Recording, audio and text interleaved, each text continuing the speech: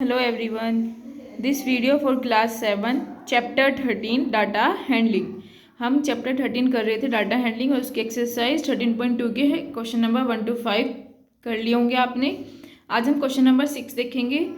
Find the median first and odd numbers. तो आपको first and odd numbers पता ही हैं क्या होंगे. 1 3 5 7 9 11 13 15 17 19. तो एन कितना हो गया 10. 10 कैसा है इवन. तो मीडियन क्या आ जाएगा n by 2th observation plus n by 2 plus 1th observation divided by 2. n कितना है 10. तो 10 by 2th observation plus 10 by 2 plus 1th observation upon 2. ठीक है. तो ये हो जाएगा 5th ऑब्जर्वेशन. इसे कटिंग करेंगे तो 5 प्लस 1 6th ऑब्जर्वेशन हो जाएगा. तो ये हो जाएगा 5th ऑब्जर्वेशन कितना हो जाएगा 1. यहाँ से देख लो 1 2 3 4 5 9. तो 9 प्लस 11 हो जाएगा. 6th ऑब्जर्वेशन 11 हो जाएगा डिवाइडेड बाय 2. तो 20 by 2 इज इक्वल्स टू कितना हो जाएगा 10. तो ये हो गया आपका मीडियन. ठीक है. नेक्स्ट है फर्स्ट 7 मल्टीपल ऑफ 4. तो 7 मल्टीपल ऑफ 4 कितने हो जाएंगे. ये 4 की 4 8 12 16 20 24 28. तो ये आपके क्या हो जाएंगे फर्स्ट 7 मल्टीपल हो जाएंगे 4 के.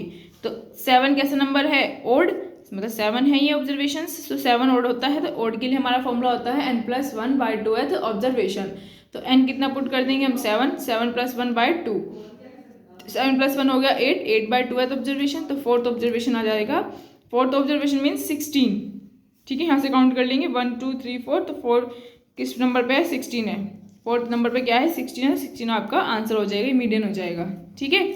अब एक्सरसाइज करेंगे हम 13.3 मोड. मोड आपको बताया था कि जिस भी ऑब्जर्वेशन की इतनी ज़्यादा फ्रिक्वेंसी होगी वही उसका मोड होगा. फ्रिक्वेंसी मतलब जितने टाइम्स बार वो आया हुआ होगा.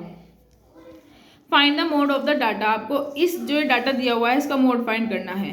तो आप इसमें देखिए कौन सा नंबर सबसे ज़्यादा बार रिपीट हो रहा है. तो देखो 1 2 3 4 15 जो है 4 बार रिपीट हो रहा है. तो आप क्या लिखेंगे in the given data 15 is appearing 4 times and no other number appearing 4 और मोर देन 4 टाइम्स. तो मोड इज इक्वल्स टू किसके आ जाएगा 15 के आ जाएगा. ठीक है. ये हो गया आपका आंसर. नेक्स्ट क्वेश्चन दिया हुआ है आपको कुछ ये टेबल ये find the mode of the flowing distribution. तो आपको कुछ ये दे रखी है टेबल. इसमें से आपको बताना है कि मोड क्या किसका ज़्यादा होगा. मतलब मोड क्या होगा आपका. तो टेबल दे रखी है फ्रीक्वेंसी. देख सबसे पहले आप देखना फ्रीक्वेंसी में सबसे ग्रेटेस्ट कौन है. फ्रीक्वेंसी सबसे ग्रेटेस्ट क्या है 50 है. तो 50 ग्रेटेस्ट हो गया. तो इसकी कॉरस्पॉन्डिंग वैल्यू कौन सी है 35.5 है. तो एज ग्रेटेस्ट फ्रीक्वेंसी इज 50. तो which correspond to the variate 37.5. तो therefore mode is equals to कितना आ जाएगा 37.5 के आ जाएगा. ठीक है. तो 50 के वेरिएट कौन सा 37.5 ये इसका क्या हो जाएगा मोड हो जाएगा. ठीक. चलिए नेक्स्ट क्वेश्चन करेंगे. Question number 3 construct a frequency distribution table. हमें क्या करना है ये हमें कुछ डाटा गिवन है. इससे हमें फ्रीक्वेंसी डिस्ट्रीब्यूशन टेबल कंस्ट्रक्ट करनी है. ठीक है. तो आप क्या करेंगे वेरिएट लिखेंगे. कौन कौन से हैं 2 3. यहाँ से देखते रहिएगा और ध्यान रहे इसको हम असेंडिंग ऑर्डर में लिखेंगे. ठीक है. आगे भी है थोड़ी सी. इसको असेंडिंग ऑर्डर में लिखा है. यानी कि आपने पहले 12 देखा तो 12 लिख दिया फिर 3 लिख दिया फिर 18 लिख दिया. ऐसे नहीं करेंगे हम. पहले आप इसको असेंडिंग ऑर्डर में बना लो. तो डाटा को ही पहले जैसे भी आप करना चाहे कि पहले आप इसको एक काम करना पहले इस डाटा को असेंडिंग ऑर्डर में लिख लेना. देन आप इसकी टेबल बना देना. ठीक. तो ये हो गया 2 3 5 7 8 9 11 12 15 और आगे भी आएगा. ये बचता है आपका 17 18 और 19 भी. ठीक है. तो 2 कितने टाइम्स बार आया है 1. फिर 1 होगा टेली मार्क इसका. ये फ्रिक्वेंसी कितनी होगी 1. 3 5 टाइम्स आया है. आपको टेली मार्क बना देना है और फिर इसकी फ्रिक्वेंसी लिख देनी है. 5 1 टाइम्स आया है. 7 2 टाइम्स. 8 9 10 11 12 सब 1 1 टाइम्स बार आए हैं. 1 1 टाइम्स आए हैं. उसके बाद यहाँ देखो 17 18 और 19 ये भी कितनी बार आए हैं 1 1 बार आए हैं. तो आप देखो इसमें ग्रेटेस्ट फ्रीक्वेंसी किसकी है. ग्रेटेस्ट फ्रीक्वेंसी है 5 जो इसके कॉरस्पॉन्डिंग वेरिएट कितना है 3. तो आपका मोड इसका कितना हो जाएगा 3 हो जाएगा. As greatest frequency is 5 which is correspond to the variate 3 therefore mode is equals to 3. ठीक है. ये हो जाएगा आपका आंसर. ठीक है. अभी एक्सरसाइज जो बार ग्राफ वाली है वो हम बाद में करेंगे. पहले हम आज प्रोबेबिलिटी कर लेते हैं. प्रोबेबिलिटी क्या है क्या होती है प्रोबेबिलिटी. प्रोबेबिलिटी को हिंदी मीनिंग होता है संभावना. मतलब पॉसिबिलिटी कितनी है उस किसी भी चीज़ की. तो chance of the happening of an event is measure numerically by means of probability. ठीक है, इवेंट्स क्या होते हैं, इवेंट्स मतलब out of a trial are called events. जैसे आपको देखो कॉइन होता है, कॉइन पे एक हेड होता है और एक टेल होता है। तो अगर आप उसको टॉस करते हो, अगर आपने टॉस करने से उसमें दो पॉसिबिलिटी बनती है कि या तो हेड आएगा या टेल आएगा। तो ट्रायल ऑफ इवेंट्स कितनी बार, मतलब एक बार किया आपने, दो बार किया, तीन बार किया, तो ये हो जाएगा इवेंट्स का ट्रायल। श्योर इवेंट्स मतलब श्योर है, जैसे आप श्योर इवेंट्स क्या होता है पहले डेफिनेशन देख लेते हैं। If the occurrence of an event is certain it is called sure event. Sure event जैसे देखो कॉइन है, कॉइन को टॉस किया, हेड और टेल ही आएगा, इसके अलग कुछ नहीं आएगा। ठीक है, जैसे मैं बोल दूं कि एक डाइस है, डाइस पे 1 to 6 नंबर्स होते हैं, तो उस पर 7 कभी नहीं आएगा। ठीक है, जैसे तो इम्पॉसिबल इवेंट का बनता है, जैसे 1 आने की पॉसिबिलिटी बन गई। श्योर इवेंट्स में क्या होगा कि हाफ पॉसिबिलिटी तो उसकी कॉइन में ले लो आप, उसमें क्या होगा, एक हेड होगा और एक टेल होगा। तो हाफ पॉसिबिलिटी किसकी होगी, श्योर है कि किसकी होगी, हेड की, और हाफ किसकी होगी, टेल की। ठीक है, इम्पॉसिबल इवेंट जो उस पर कभी ना आए। ठीक है, जैसे डाइस पे कभी भी 7 नहीं आ सकता, तो ये इम्पॉसिबल इवेंट हो गया। तो if an event can not happen it is called an impossible, तो वो हैपन कभी आएगा ही नहीं, तो वो कभी होगा ही नहीं। फॉर्मूला फॉर प्रोबेबिलिटी क्या होगा, प्रोबेबिलिटी ऑफ एन इवेंट होता है number of favourable event upon number of total outcomes. क्या, नंबर ऑफ फेवरेबल मतलब जितने टाइम्स वो होगा और जितना टोटल इवेंट आउटकम्स होंगे उसके। ठीक है, तो आपको एक चीज़ ध्यान रखनी है, तो प्रोबेबिलिटी होती है हैपनिंग की ऑफ एन इवेंट की बिटवीन 0 and 1 होती है, या तो 0 होगी या 0 और 1 के बीच में होगी। ठीक है, probability of sure event is, sure event की तो हमेशा 1 रहती है, और इम्पॉसिबल इवेंट की हमेशा कितनी रहती है, 0 रहती है। ठीक है, इम्पॉसिबल जब होगा ही तो 0 रहेगी, और श्योर की क्या रहेगी, 1। अदरवाइज क्या रहेगी, 0 to 1, जैसे 1/2, 1/3, 1/4, 1/5। कभी भी 1 तभी आएगी जब श्योर इवेंट होगा, और इम्पॉसिबल 0 कब जब आएगा, इम्पॉसिबल इवेंट होगा। तो आप इस पर क्वेश्चन देखो, क्वेश्चन है question number 1। There are 8 cannons on the wall of a fortress, 2 of the cannons are empty. What is the probability that a Canon selected at random will fire. देखो total outcome कितने हो गए, फिर total cannon's कितने हैं, 8, तो total outcome हो गए 8। एम्प्टी कैनॉन्स हमें कितने दे रखे हैं, 2। तो जो नॉन एम्प्टी कैनॉन्स है वो जो हम सिलेक्ट करेंगे फॉर फायर के लिए, वो कितने हो जाएंगे, 8 - 2 = 6। तो प्रोबेबिलिटी क्या आ जाएगी फायर कैनॉन की, cannon for fire upon total cannons, तो 6/8 हो जाएगी। तो इसको कट कर देंगे, 3/4 = 3/4। ठीक है, चलिए नेक्स्ट क्वेश्चन देखो। A child throw a dice, find the probability of getting a, मतलब 6 आने की प्रोबेबिलिटी आपको फाइंड करनी है। तो टोटल आउटकम्स कितने होंगे, 1 2 3, मतलब आपके पास 6 नंबर्स हैं, तो कितनी होगी total probability, total outcome 6। Possible outcome 6 तो 1 ही है, तो 1 टाइम ही आएगा, तो टोटल आउटकम हो गया 6, दैट इज 1। ठीक है, तो प्रोबेबिलिटी ऑफ गेटिंग अ 6 = 1/6। ये जो पॉसिबल आउटकम है ना, तो आप इसमें 1 लिख सकते हैं।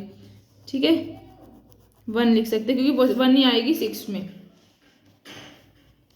और करके लिख सकते, या फिर और करके लिख लो आप यहाँ पे, जो 6 आएगा बस छोड़ दीजिए, आप बस 1 ही लिख लीजिएगा।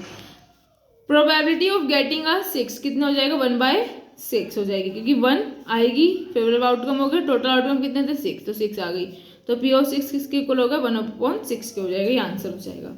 इवन नंबर देखो, ये देखो डाइस पे ये 6 नंबर होते हैं, इनमें से इवन कौन कौन से हैं, 2, 4 और 6, तो 3 हैं, तो पॉसिबल आउटकम 3 हो गए, टोटल आउटकम 6 थे, तो प्रोबेबिलिटी इवन नंबर से कितनी आ जाएगी, 3/6, दैट इज 1/2 आ जाएगी। ठीक है, ये हो गया आपका answer. A number greater than 3, greater than और इक्वल टू 3, मतलब देखो 3 या इससे ग्रेटर, तो कितने हैं, 3, 4, 5, 6, कितने हैं, 4 हैं, तो आप क्या लिख सकते हो, पॉसिबल आउटकम कितने हो गए, 4, और टोटल आउटकम कितने हो गए, 6। तो प्रोबेबिलिटी जो हो जाएगी आपकी वो हो जाएगी 4/6, तो 4/6 के आ जाएगा 2/3। ठीक है, जो अगर कुछ पार्ट बचता है तो आपको करना है अपने आप। नेक्स्ट क्वेश्चन देखो, question number 4। Piyush takes out 1 ball from a bag containing 3 red balls, 2 yellow balls and 4 blue balls. All the balls are exactly of same size and unbiased. What is the probability that he takes out? मतलब देखो एक bag है, एक bag के अंदर आपके पास 3 red हैं, 2 yellow हैं, 4 ब्लू बॉल्स हैं। तो आपको प्रोबेबिलिटी, आपने कोई एक बॉल निकालनी है, तो उसकी प्रोबेबिलिटी बतानी है कि वो येलो बॉल है। तो देखो टोटल आउटकम्स क्या है, ये सारी बॉल तो बैग के अंदर है, 3 रेड हैं, 2 येलो हैं और 4 ब्लू हैं, तो इन सबका सम कितना, इट मीन्स 9 बॉल्स बैग के अंदर हैं। ठीक। तो येलो कितनी बॉल्स हैं, येलो है 2, तो इसी में से अगर 2 में से निकल सकती है तो पॉसिबल आउटकम्स भी कितने हो गए, 2 हो गए। तो पॉसिबिलिटी कितने, वो प्रोबेबिलिटी कितनी हो जाएगी, यहाँ पे आ जाएगा येलो बॉल की, सॉरी यहाँ पे आ जाएगा आपकी येलो बॉल आ जाएगी, यहाँ पे ये नहीं लिखना, येलो बॉल, ठीक। तो ये आ जाएगा 2/9, तो ये हो गया आपका आंसर। अब आपको बतानी है ब्लू बॉल की कितनी होगी। तो टोटल आउटकम्स कितने हैं, 9। पॉसिबल आउटकम्स देखो, ब्लू बॉल कितनी है, 4, तो हो जाएगी पॉसिबल आउटकम्स 4, ठीक है। तो प्रोबेबिलिटी आ जाएगी ब्लू बॉल की 4/9 आ जाएगी, ठीक। अब सेकंड, इसका थर्ड पार्ट है, a ball that is not red, मतलब आपने कोई बॉल निकालनी है वो रेड ना हो, या तो वो येलो हो सकती है या वो ब्लू हो सकती है। तो येलो कितनी थी 2 और ब्लू कितनी थी 4, तो 2 + 4 = 6। तो टोटल क्या ना पॉसिबल आउटकम्स कितने हो जाएंगे 6 और टोटल आउटकम्स 9। तो probability a ball that is not red, तो 6/9 दैट इज 2/3 हो जाएगी आपकी, ठीक है।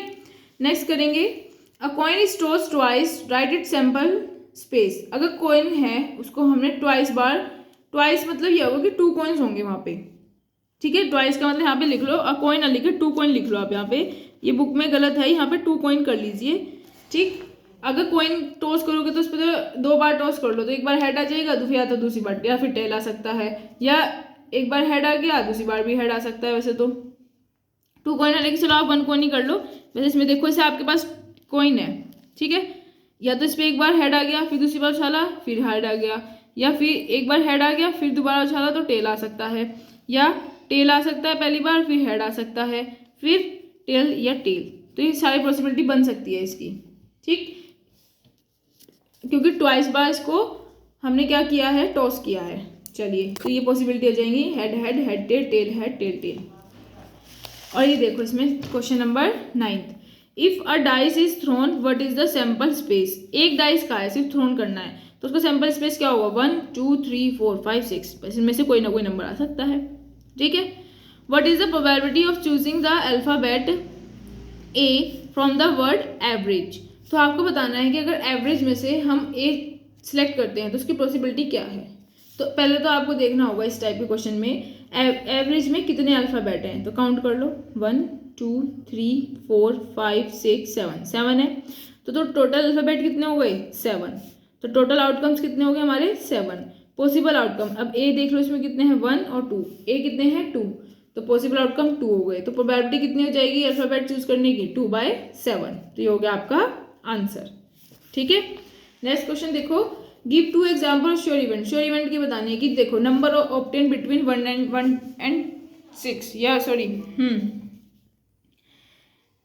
जो आपको डाइस पे नंबर मिलेंगे वो 1 and 6 के बीच में ही मिलेंगे, श्योर है। और या एक श्योर इवेंट होगा कि मार्च जो है वो आफ्टर फरवरी के बाद ही आता है, ठीक है। जो 12th है उसमें आप क्या कर सकते हैं, उल्टा कर सकते हैं, ठीक है, कि नंबर ऑब्टेन 7, मतलब इम्पॉसिबल इवेंट में क्या लिखोगे आप, 7 number does not obtain on dice, ये लिख सकते हो। फरवरी कम्स, ये इम्पॉसिबल है, February does not come after March, या फरवरी कम्स आफ्टर मार्च, ये इम्पॉसिबल इवेंट हो जाएगा। इसको रिवर्स करके भी आप लिख सकते हैं, ठीक है। तो आपको खुद करना है क्वेश्चन, आप अपने एग्जाम्पल्स भी देखते रहे करिए, एग्जाम्पल्स भी करने हैं आपको, ठीक, सभी चैप्टर से करने होते हैं, एग्जाम्पल वो सेम ही होते हैं जो अपना एक्सरसाइज में किए होते हैं, ठीक है। चलिए then okay, we will meet next video, bye bye.